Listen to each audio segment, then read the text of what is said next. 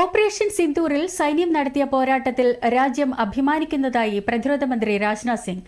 ജമ്മുകശ്മീർ സന്ദർശനത്തിന്റെ ഭാഗമായി ശ്രീനഗറിൽ സൈനികരെ അഭിസംബോധന ചെയ്യുകയായിരുന്നു അദ്ദേഹം. ഇന്ത്യ എപ്പോഴും സമാധാനത്തിനാണ് മുൻഗണന നൽകിയിട്ടുള്ളതെന്ന് ലോകത്തിനറിയാം. രാജ്യം ഒരിക്കലും യുദ്ധത്തെ അനുകൂലിച്ചിട്ടില്ല. എന്നാൽ സ്ഥിതി വളരെ ഗുരുതരമാകുമ്പോൾ, രാജ്യത്തിന്റെ പരമാധികാരം ആക്രമിക്കപ്പെടുമ്പോൾ പ്രതികരിക്കേണ്ടത് അത്യാവശ്യമായി വരുന്നതാണെന്നും പ്രതിരോധ മന്ത്രി വ്യക്തമാക്കി.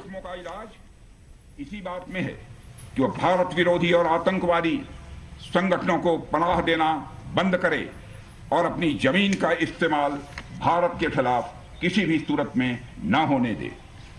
साथियों, आपको याद होगा कि लगभग 21 साल पहले स्वर्गीय अटल बिहारी वाजपेयी जी के सामने इसी पाकिस्तान ने इस्लामाबाद में डिक्लेरेशन किया था कि अब उनकी धरती से आतंकवाद एक्सपोर्ट नहीं किया जाएगा।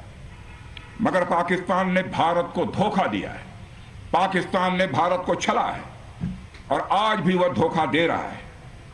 इसका खामियाजा अब उसको भारी कीमत करके भुगतना पड़ा है और यह कीमत यदि आतंकवादी वारदातें चलती रही.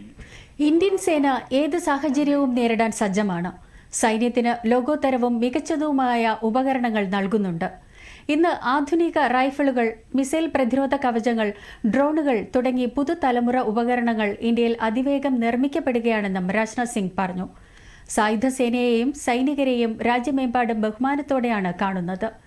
സൈന്യം നടത്തിയ പോരാട്ടത്തിൽ പാകിസ്ഥാന് കനത്ത വില നൽകേണ്ടി വന്നതായും തീവ്രവാദത്തിന് പാകിസ്ഥാൻ അഭയം നൽകുന്നത് അവസാനിപ്പിക്കണമെന്നും രാജ്നാഥ് സിംഗ് ആവശ്യപ്പെട്ടു.